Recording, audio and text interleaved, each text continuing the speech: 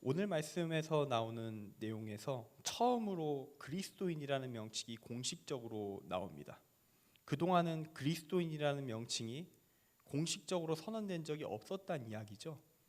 그동안은 이 사람들이 어떤 사람으로 불렸냐면, 예수를 믿는 사람들이 어떤 존재들로 불렸냐면 그냥 유대인이었습니다. 유대교 내에서 다양한 분파들이 있었거든요. 우리가 일반적으로 알고 있는 바리새파나 사두개파, 그 외에도 잘 알려지지 않은, 여러분들이 공부하시면 알게 되는 에세네파나 또는 제사장 계열도 하나의 계파로 생각하기 때문에 보통 4계파를 얘기하는데요. 그 상태에서 하나의 계파가 추가된 걸로 이해하고 있었던 겁니다. 예수를 믿는 사람들, 유대교 내에 예수를 따르는 자들이란 계파가 하나 더 있다 정도로 이해되고 있었던 상황이었던 것이죠. 근데 이번에 처음으로 유대교 내의 한 계파가 아니라 그리스도인이란 이름으로 새로운 이름을 가지게 된다. 오늘 말씀부터 그렇게 바뀐다라고 이야기하고 있는 것입니다. 그 이유는 무엇 때문이었는가? 예수를 믿는 사람들이 그동안은 유대인들만 믿었거든요. 예수를 따르는 사람들이 유대인들에만 국한되어 있었는데 그 국한된 게 이제부터 풀렸기 때문입니다. 헬라인들, 이방인들까지 적극적으로 전도하기 시작하면서 더 이상 이들은 혈통에 집중하는 폐쇄적이었던, 자기들에게 들어오겠다고 특별히 매달리지 않으면 들어오는 것조차 허용하지 않았던 유대교의 일파로 취급되는 것이 아니라 이제 이방인들 모두를 예수 그리스도의 복음으로 이끄는 존재들, 그래서 그리스도인이라는 이름을 새롭게 받게 된 것이죠. 아까 말씀드린 것처럼 기존의 유대교는 유대인이 되겠다고 찾아오는 경우를 제외하고는 이방인들에게 문호를 개방하지 않았습니다. 그건 마찬가지였어요. 유대교의 한 계파로서 취급되고 있었던 예수를 따르는 사람들, 사도들이 포함된 그 그룹 역시 아직까지 그 제약을 완전히 풀지 않은 상태였던 겁니다. 그런데 이제 이들이 선을 넘었습니다. 유대교라는 틀이 갖고 있었던 선을 넘어섰습니다. 이방인들에게 적극적으로 전도를 시작합니다. 이제부터 로마 제국의 시민들도 이들을 이제 유대교의 분파로 보지 않습니다. 그리스도인이라는 명칭은 우리가 붙인 명칭이 아니거든요. 밖에 있는 사람들, 믿지 않는 사람들, 로마 제국의 시민들, 그곳의 주류들, 그 이방인들이 부른 명칭입니다. 예수를 따르는 자들, 그리스도인이라는 명칭이 그렇게 붙었던 것이죠. 저들은 유대교가 아니구나. 저들은 우리를 전도의 대상으로 보는구나. 그러므로 저들은 신흥 종교다라고 취급하면서 그리스도인이라는 이름을 붙인 겁니다. 사실 이때부터 기독교에 대한 공식적인 로마 제국의 박해가 시작되었다고 봐도 무관합니다. 유대교 같은 경우에는 아까 말씀드렸다시피 폐쇄성이 있기 때문에, 기본적으로 갖고 있는 그 폐쇄성이 있기 때문에 로마 제국이 그냥 허용하고 내버려 둔 것이었어요. 얘네들은 어지간해서 워낙 혈통에 매여 있는 존재들이다 보니까 여기만 그냥 관리하면 된다.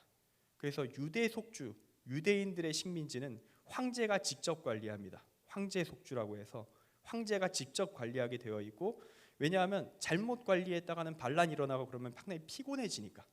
진압하는 것에 있어서 특별히 불편함을 느끼는 수준은 아니었어요. 군사력이 별로 형편없기 때문에 금방 진압할 수는 있는데 피곤하고 돈 들고 그러잖아요.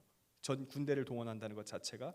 그러니까 잘 관리하자. 황제가 특별 관리를 하는 지역. 그리고 말만 잘 들어라. 너희끼리 어차피 잘 놀게 내버려 둘게 라고 했었던 게 로마 제국의 유대인들을 다루는 방식이었던 겁니다.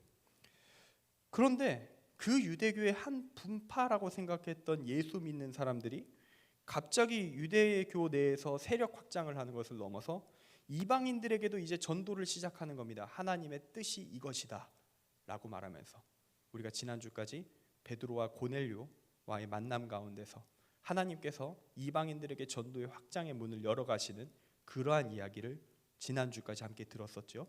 함께 나눴었던 그 얘기의 연속성상에 오늘 말씀도 있는 것입니다.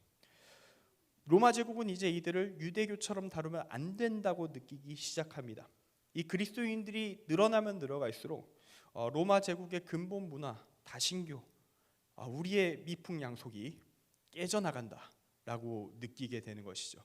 국가를 결속하는 힘으로서 다신교가 분명히 지탱하고 있는 부분들이 있는데 로마의 신화 그것이 그들의 분명히 국가관과 정체성을 지키는 부분들이 분명히 있는데 기독교가 계속 확장된다면 그것을 깨뜨리게 될 것이다. 그러니까 우리는 저들을 박해하고 아직 힘이 약할 때 없앨 것이다. 그렇게 박해가 들어가는 것입니다. 사실 이것이 온전하게 예수님을 따르는 자들답게 되었다고도 볼 수 있습니다.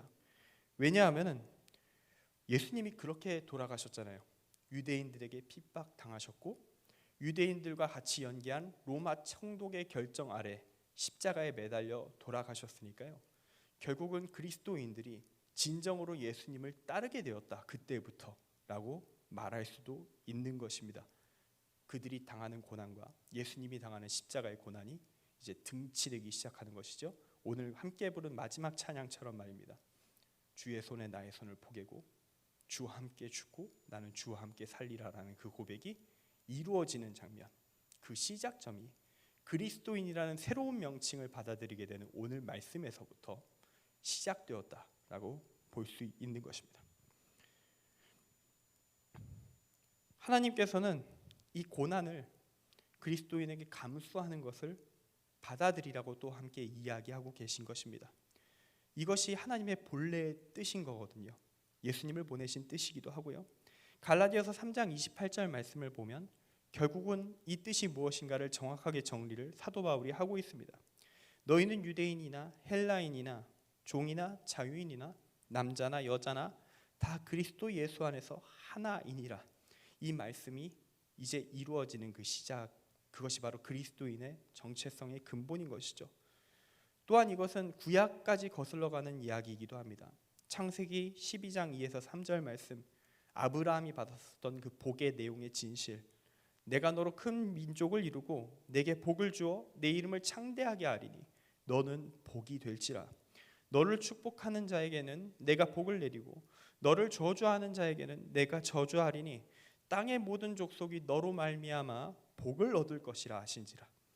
여기서 중요한 건 땅의 모든 족속입니다. 너희만이 아니라 아브라함의 족속과 그 핏줄만이 아니라 그를 따르는 그 계통만이 아니라 너를 통해 모든 족속이 복을 받을 것이다. 이 뜻이 이제 이루어져 가고 있습니다. 이 뜻을 받아들인 그 순간부터 고난이 힘든 것들이 밀려오게 되지만 이것을 감당하는 것 역시 하나님의 뜻입니다. 이것을 쫓아가는 것 역시 하나님의 뜻입니다. 예수님이 그 길을 가시다가 똑같이 유대인과 이방인 모두의 협공에 의해서 돌아가셨듯이 우리 역시 그 길을 따라가야 한다는 그 의미가 이 그리스도인이라는 명칭 그리고 그 이후에 일어나게 될 박해에 대한 이야기 거기에 모두 담겨 있는 것이죠. 오늘 우리는 이 그리스도인의 탄생을 말하는 말씀, 지금까지는 서론이었고요. 이 말씀을 통해서 우리에게 주시는 하나님의 뜻을 찾고자 합니다. 거기에는 바로 그리스도인이란 어떤 존재인가, 우리는 어떤 존재인가. 사실 여러분들이 다 알고 계신 이야기가 오늘 말씀을 통해서 한 번 더 복기가 될 겁니다. 새로운 것을 전하는 것이 아닙니다. 다 알고 있는 이야기. 그렇지, 그것이 우리가 갖고 있어야 될 정체성이었지. 그동안 계속 교회에서 담임 목사님의 말씀을 통해 훈련되고 가르침 받아왔었던 이야기, 우리의 본질에 대한 이야기를 한 번 더 오늘 말씀을 통해서 복기하는 시간, 그리고 우리 자신을 다시 다잡는 시간으로 오늘 말씀을 나누고자 합니다. 그 가운데서 주님께서 우리를 인도하시는 그 은혜를, 주님께서 우리를 바르게 다스리시는 은혜를, 주님께서 우리에게 이 말씀을 우리가 받아들이겠다고 결정할 때 주님께서 복을 주시는 그 은혜를 함께 누릴 수 있는 우리 모두가 되기를 바라고 기도합니다. 첫째입니다. 그리스도인은 누구인가? 하나님의 뜻을 실천하는 존재입니다. 그리스도인은 하나님의 뜻을 실천하는 존재입니다. 여기서 실천한다는 것은 이전에도 제가 말씀드린 적이 한 번 있지만 내 뜻을 꺾는 것을 함께 포함합니다. 하나님의 뜻을 보았을 때 성경을 필사하고 말씀을 읽고 담임 목사님의 말씀을 듣고 새벽 기도를 나와서 또 말씀을 듣는데 그때 나의 정신을 때리는 말씀이 들어왔다. 나는 그렇게 살지 못하는데 그렇게 살라고 이야기한다. 근데 나는 이걸 해내지 못하는데 이걸 해내는 것이 믿음의 사람의 삶이라고 이야기한다. 나는 모태우를 이야기하기 전에 주님, 난 할 수 없지만 주님이 도와주시면 할 수 있습니다라고 결단할 수 있는 것, 그것이 바로 여기서 말하는 하나님의 뜻을 그리스도인으로서 실천한다는 것의 의미인 것이죠. 오늘 말씀에서도 그러한 실천이 이루어집니다. 그동안은 유대인에게만 항상 이 사람들, 유대인 그리스도인들이 항상 유대인들에게만 말씀을 전했습니다. 너 그동안 바리새파에 있었는데 이제 예수를 따르는 계파에 들어오지 않겠는가 하면서 전도를 하고 있었던 상황이었던 것이죠.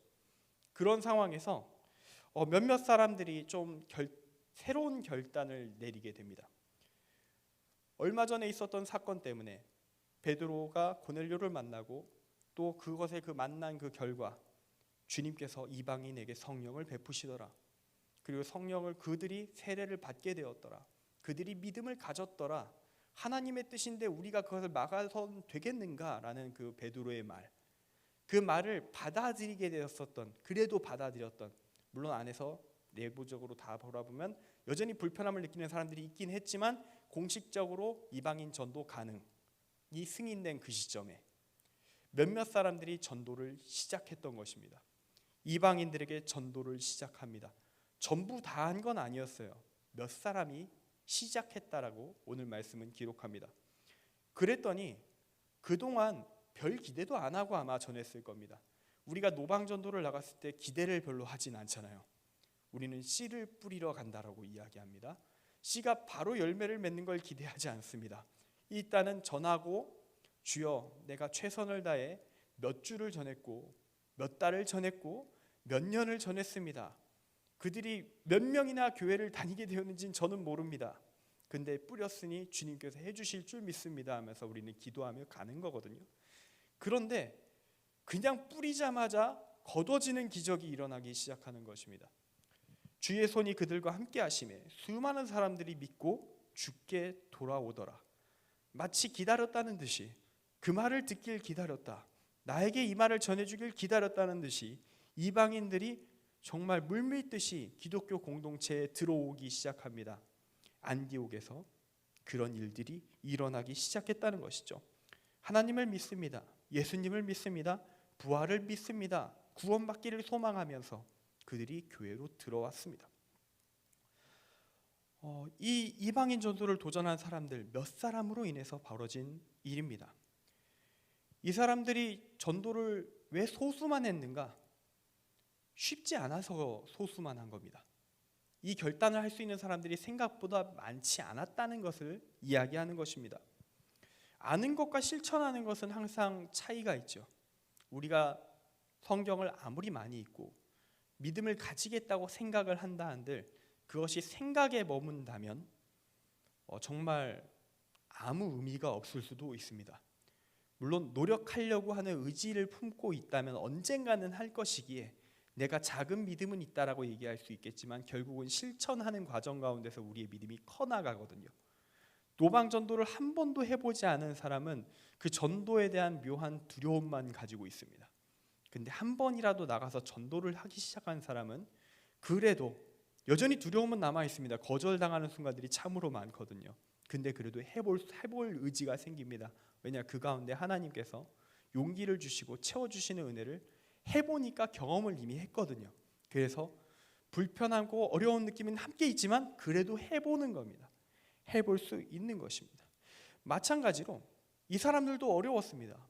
유대인으로서 이방인들과 지금까지 상종한 적이 한 번도 없어요. 아예 신경조차 쓰지 않았던 족속들입니다. 저들과 대화를 한다는 걸 상상조차 해본 적이 없어요. 근데 승인이 됐답니다. 저들도 전도해야 된다. 하나님의 뜻이 내려졌다. 저들도 구원하는 것이 그리스도인다운 행동이다. 베드로 사도가 그렇게 말했다. 경험했다고 한다. 그가 경험한 일이지 내가 경험한 일인가? 많은 이들이 하지 않았습니다. 여전히 불편하고 어려운 일이라 그들을 접할 생각이 없습니다. 근데 몇 명이 이를 악물고 나가 본 겁니다. 그래도 하나님의 뜻이라는데 해보긴 해야 될 거 아닌가 하면서 한두 사람이 전도를 했는데 기적같이 정말 수없이 많은 사람들이 교회로 들어오는 은혜가 있었던 것이죠.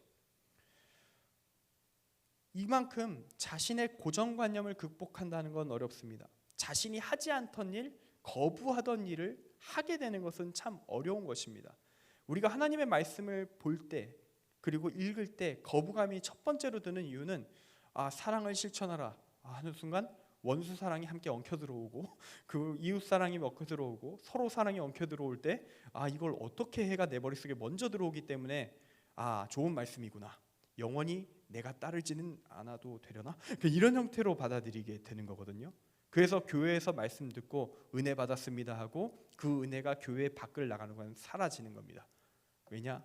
좋은 말씀이고 나는 할 수 없는 말씀이다라고 이 자리에서 결론을 내리고 나가버렸기 때문이거든요. 그런데 그럼에도 불구하고 그것을 어떻게 더 받아들이고 도전하는 순간부터 그의 삶이 바뀌기 시작하는 겁니다. 그 다음부터 하나님의 역사가 이루어지기 시작하는 것입니다. 제 경험을 조금 더 나누어 드린다면요, 저와 같은 경우는 이런 경험을 한 적이 있습니다. 청년부 전도사가 되었는데 전도사로서 교회에서 활동을 하는데 팀이 있었는데 팀 이름이 노숙인 선교팀이었습니다. 노숙인 선교팀이 어마어마한 일을 하진 않습니다. 청년들이 모인 팀이고요. 자주 나가진 않아요. 한 달에 한 번 나갑니다. 한 달에 한 번 월요일 밤에 나가거든요.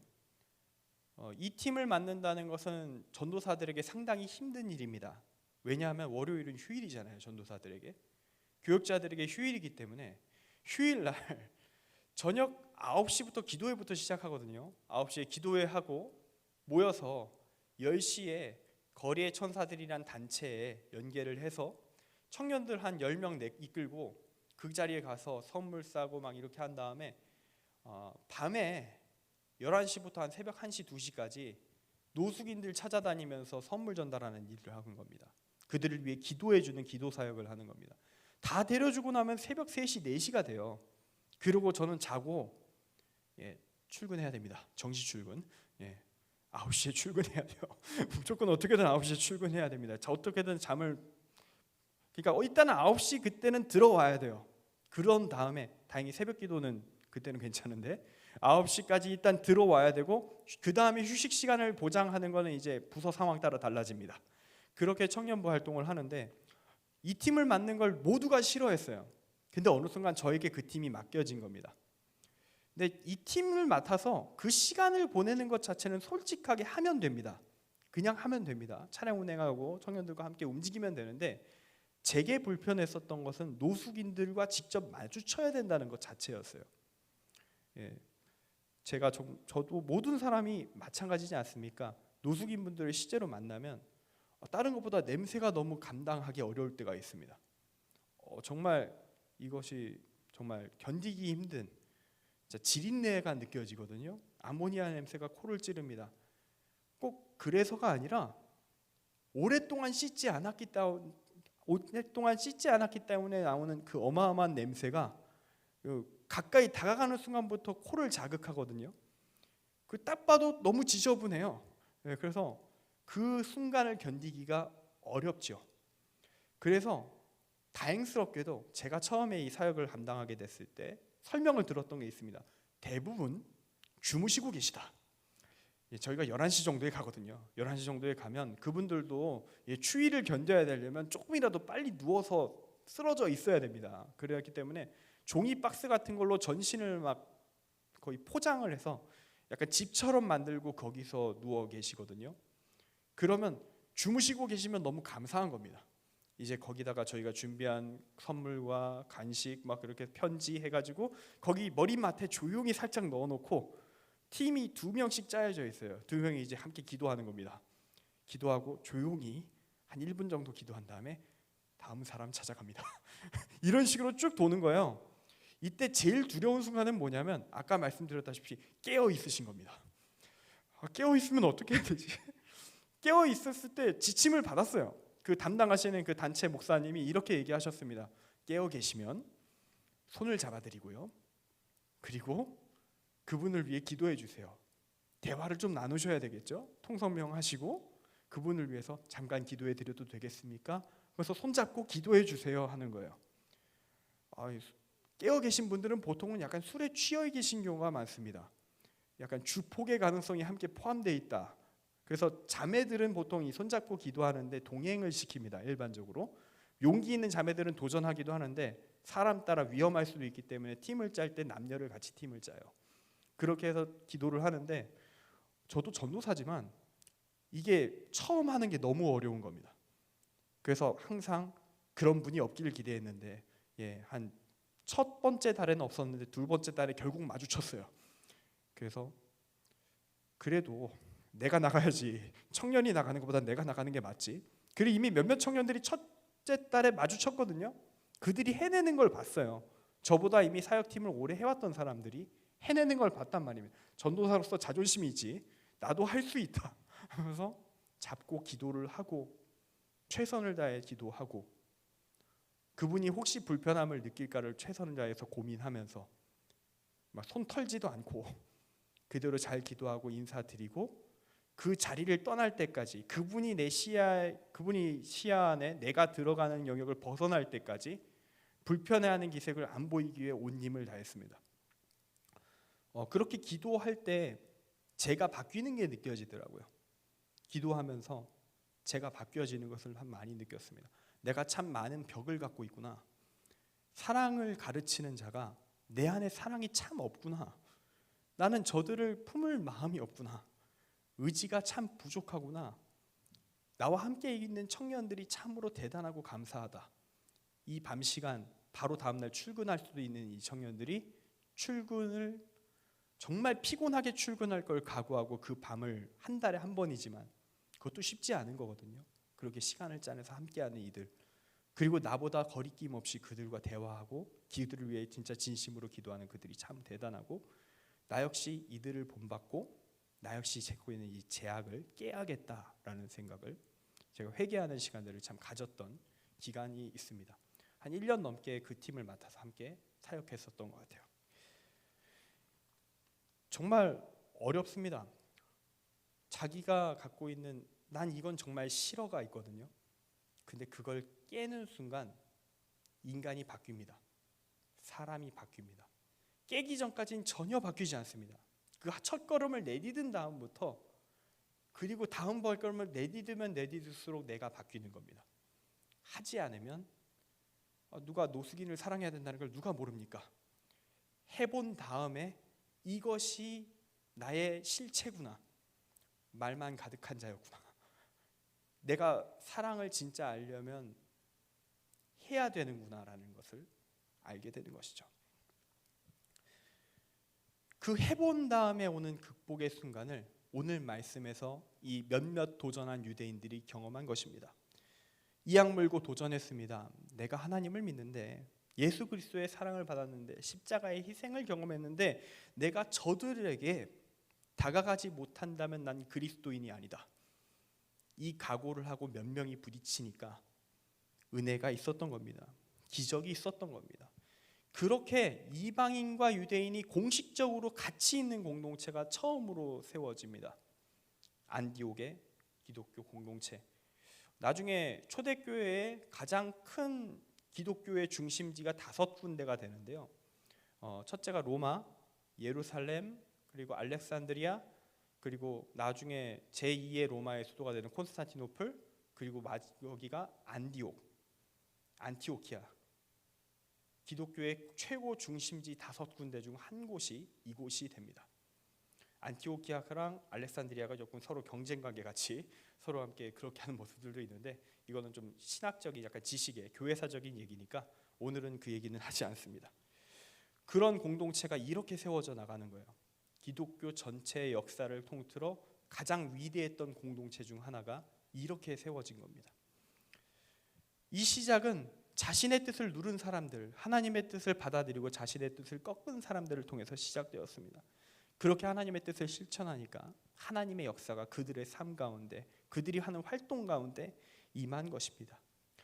주님의 능력을 우리의 삶 속에서 경험하기를 원한다면, 하나님이 나를 도우시는 걸 경험하기를 원한다면, 우리는 내 삶 속에서 주님의 뜻을 실천하는 게 대체 뭔지를 일단 고민해 봐야 됩니다.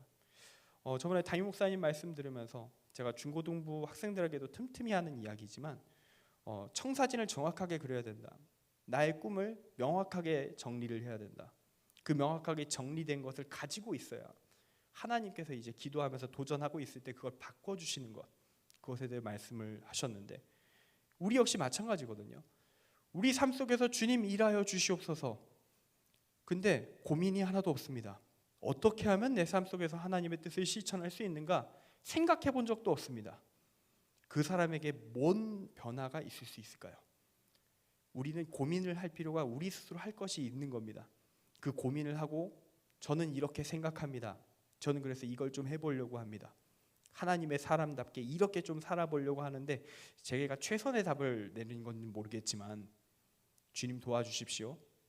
더 좋은 것이 있다면 알려주십시오. 저는 이렇게 준비했습니다. 그러면 하나님이 우리를 이끌어 가시고 더 좋은 길로 열어 가시는 것입니다.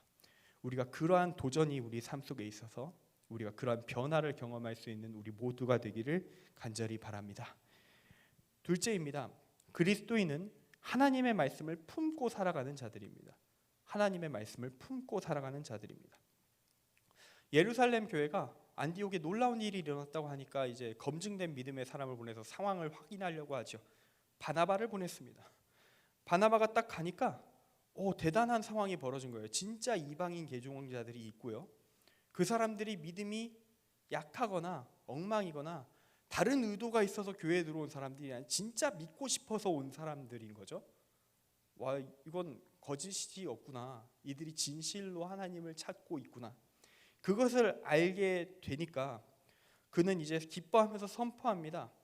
이 이방인과 유대인이 함께한 공동체, 예수를 믿는 이 공동체 인정하겠습니다. 안디옥 공동체 인정하겠습니다. 모두 굳건한 마음으로 주와 함께합시다 라고 바나바가 선언하는 것입니다.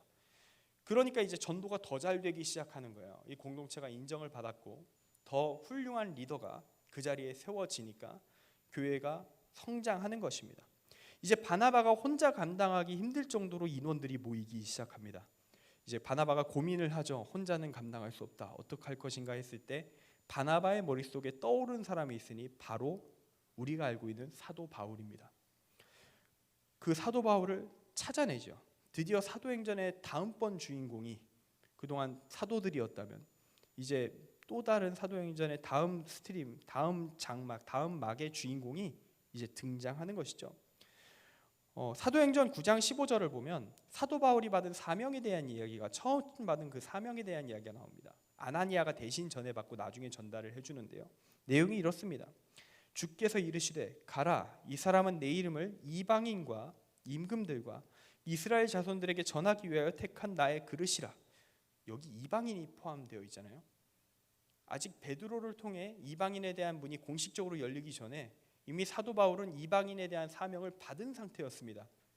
그 사명을 받았고 그 사명을 받아들였어요. 놀라운 그 다메섹 도상에서의 체험을 통해서 그는 이 사명을 거부할 수가 없었습니다. 가장 먼저 이방인에 대한 사명을 받은 자가 바로 사도 바울이었던 것이죠. 바나바가 사도행전 9장 27절을 보면 바나바가 사도들에게 사도 바울을 데리고 갑니다. 얼마 전까지 적대자였던 사도 바울이 적응을 못하니까요. 사람들이 다 피해 다니고 적응시키기 위해서 바나바가 이 사람 제대로 개종한 사람 맞습니다. 예수 믿는 사람 맞습니다. 인정해주기 위해서 사도들에게 갔습니다. 그때 이 사명 이야기를 분명히 바나바도 들었을 것이고 사도들도 들었겠죠.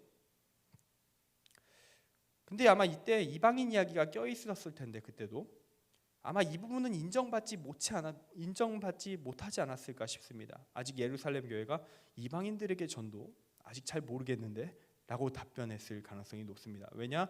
사도 바울에 대한 신뢰가 없잖아요. 사도 베드로가 체험한 다음에 그 말을 하면 신뢰가 있는데 얼마 전까지 자기들을 죽이겠다고 덤벼들던 사람이 개종한 것까지는 인정하겠는데 그가 받았던 소명까지는 인정을 아직 못하는 겁니다. 그래서일까요? 사도 바울이 결국은 그곳에서 예루살렘에서 계속 좌충우돌하면서 계속 논쟁하고 막 그러다가 막 죽인다 살린다 이런 일들이 벌어지고 나니까 예루살렘 교회는 사도 바울을 도피시켜버리죠. 아직 사도는 아니지만 바울을 도피시켜버립니다. 다시 고향으로 가서 좀 쉬고 계시게. 그래서 다소로 가죠.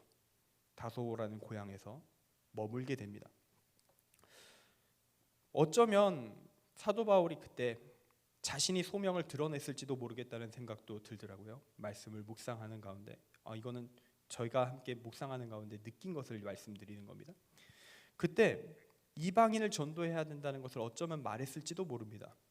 그러면 충돌이 일어날 수밖에 없었겠죠. 유대인들도, 그냥 유대인들도, 예수를 믿는 유대인들도 양쪽 모두 받아들일 수 없는 이야기를 얼마 전까지 자기들 유대인 그리스도인 죽이려고 덤벼들던 사람이 누구도 받아들일 수 없는 이야기를 던지면서 논쟁을 벌이면 쫓겨나죠. 모두에게 인정받지 못한 채. 근데 이제 길이 다 열려 있는 상황이 되지 않았습니까? 상황이 바뀌어 버린 거예요. 이제 바나바는 이제 바울을 기억할 수 있는 겁니다. 아직 유대 지역에 있기 때문에 사울이라 불리고 있는 그 바울을 기억해낸 겁니다. 그리고 데려옵니다. 이제 당신의 소명이 인정된 상황입니다. 당신 마음껏 사역해도 괜찮습니다. 이미 이방인들이 개종이 일어나고 있습니다. 같이 합시다 했을 때 그 교회가 더욱더 뜨겁게 부흥하고 성장하는 것을 오늘 말씀을 통해서 확인하게 되는 것이죠. 1년 동안의 가르침을 받고 그 가르침을 받고 삶을 살아간 그 사람들이 드디어 오늘 말씀의 제목처럼 그리스도인이라는 이름을 받게 됩니다. 세상 모든 사람들이 저 사람 예수 따르는 자들이다. 저들은 그리스도인이라는 칭호를 받게 됩니다. 마태복음 28장 19절에서 20절 예수님의 지상 명령을 보면 거기에는 전도만 나와 있지는 않습니다. 이런 내용이 포함되어 있습니다. 모든 민족을 제자로 삼아 아버지와 아들과 성령의 이름으로 세례를 베풀고 내가 너희에게 분부한 모든 것을 가르쳐 지키게 하라. 여기까지 있는 거거든요. 모든 것을 가르쳐 지키게 하라까지. 여기까지 가야 그리스도인인 것입니다. 예수님께서 선포해 주신 그리스도인의 진실이고 진리입니다. 사도 바울과 바나바는 이 예수님의 가르침을 이해하고 있었고요. 이제가 초신자가 됐었던 그 이방인들을 향해서 이들을 이제 내가 믿는 자, 제대로 믿는 자로 바꿀 것이다 해서 최선을 다해 가르칩니다. 이제 막 개종한 사람들이 하나님의 말씀을 뭘 알겠습니까? 계속 가르치고 교육하고 삶을 바꿔나가는 작업을 1년 동안 수행한 결과 이들이 드디어 믿는 자다운 온전한 상태에 이르렀다는 것입니다. 이 말씀을 보면서 이런 생각이 들기 시작했습니다. 지금 우리는 그리스도인일까요? 지금 우리는 이 마태복음의 말씀이 실제로 이루어진 존재일까요? 교회를 다니는 사람일까요? 우리는 그리스도인일까요? 우리는 지금 어느 경계선 쪽에 혹시 있을까요? 어느 영역 안에 우리가 머물러 있을까요? 마태복음 28장 19에서 20절 말씀, 이것은 그리스도인이란 어떤 존재인가에 대한 서술이고 또한 전도의 사명이 온전한 그리스도인을 세우는 데까지 나아가는 것이라는 걸 가르쳐주는 말씀입니다. 그리고 오늘 말씀에서 사도 바울과 바나바는 이 그리스도인의 모습을 온전히 스스로 보입니다. 또한 그 말씀을 듣는 이방인들을 포함한 이 안디옥 교회 공동체를 그리스도인으로 세워나갑니다. 이것이 바로 우리가 그리스도인이라고 불리고 살아가는 이상 평생 감당해야 할, 기쁨으로 감당해야 할 사명인 것입니다. 우리가 그러한 그리스도인으로 살아서 이 높은 뜻 교회에서 은혜를 함께 전하는 자들로 우리가 세워질 수 있기를 간절히 바라고 기도합니다. 셋째입니다. 그리스도인은 바로 사랑을 실천하는 자들입니다. 사랑을 실천하는 자들입니다. 안디옥 교회가 든든하게 세워져 가고 있을 때 천하가 이제 큰 흉년이 들 것이다라는 예언의 말씀이 전해졌고요. 그리고 실제로 흉년이 들게 됩니다. 이때 안디옥 교회 성도들이 행한 것이 있습니다. 그것은 부조를 보내는 것이죠. 특히 마침 예루살렘 교회 형제들이 많이 어렵다 하니 그들에게 부조를 보내자라는 결정이 내려집니다. 자신들에게 복음을 전해준 근원지, 그곳을 향해 사랑의 표시를 하는 것입니다. 사실 이것도 쉬운 결정은 아닙니다. 아까 말씀드린 것처럼 유대인과 이방인은 서로 분명한 벽이 있거든요. 그 벽을 먼저 그래도 유대인들이 복음을 먼저 받은 자로서 먼저 넘었습니다. 그 이방인들이 그 안에 들어오긴 했는데 아직 완전히 들어왔는지는 또 다른 문제거든요. 여전히 꺼리낌이 있을 수 있습니다.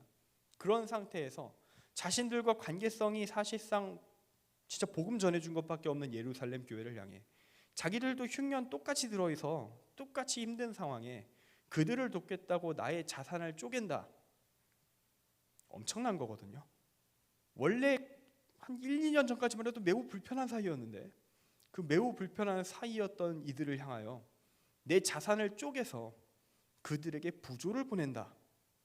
이건 엄청난 변화입니다.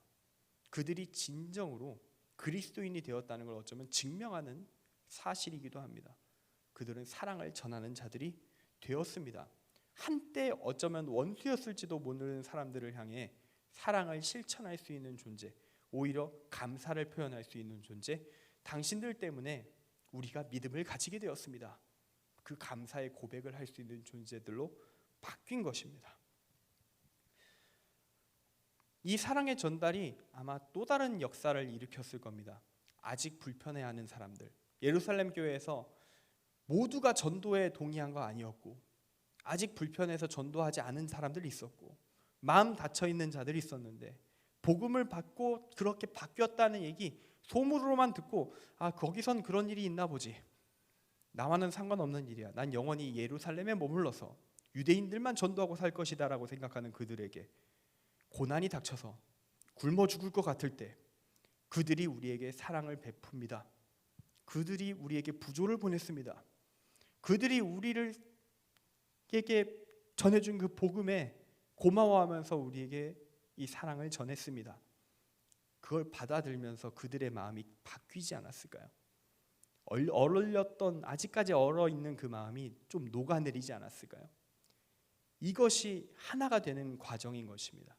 오랫동안 벽이 막혀 있었던 그 사람들이 진정으로 하나가 되는 과정, 그것은 온전한 말씀, 배운 말씀을 사랑으로 실천하기 시작했을 때, 그 사랑의 마음을 품고 실천하기 시작했을 때 변화를 우리는 경험하게 되는 것이죠. 말씀을 정리합니다. 오늘 그리스도인이란 어떤 존재인가, 그 말씀의 제목을 가지고 함께 나누었습니다. 그리스도인이란 이름의 탄생에 대해서 이야기 나누면서 우리의 정체성이 무엇인가를 다시 한번 확인하였습니다. 예수님을 따르는 자들, 그리스도인은 어떠한 존재입니까? 바로 우리는 어떠한 존재입니까? 하나님의 말씀을 붙들고 매일매일을 살아가며 실천하는 자들입니다. 자신의 한계를 초월하여서 하나님의 뜻에 근거해서 내 뜻을 지우고 그리고 하나님의 뜻을 내 뜻으로 받아들인 자들입니다. 그렇게 활동하는 이들에게 주님이 함께 하십니다. 주님이 동행하십니다. 주님이 역사하십니다. 의의 길을 걷는 자에게는 주님이 항상 함께 하십니다. 그리스도인은 제자를 삼고 신앙 고백이 있는 참된 세례를 받게 하며 또한 말씀을 스스로도 배우고 믿음이 약한 자를 가르쳐 말씀을 따르도록 이끄는 자들입니다. 그리고 스스로도 그 말씀대로 살아가는 자들입니다. 오늘 말씀은 우리에게 질문을 던지면서 답할 것을 요청합니다. 당신은 그리스도인입니까? 지금 우리는 그리스도인입니까? 이 질문에 응답하라는 것입니다. 오늘 이 질문에 우리가 아멘으로 응답할 수 있기를 원합니다. 아멘으로 응답하기 소망하면서 오늘 이 시간 함께 기도하는 가운데 주님이 나와 동행하심을 깨닫고 그것을 느끼고 깨달아서 그 감격 안에서 내일을, 이후의 미래를 살아가는 우리 모두가 되기를 바랍니다. 기도하겠습니다.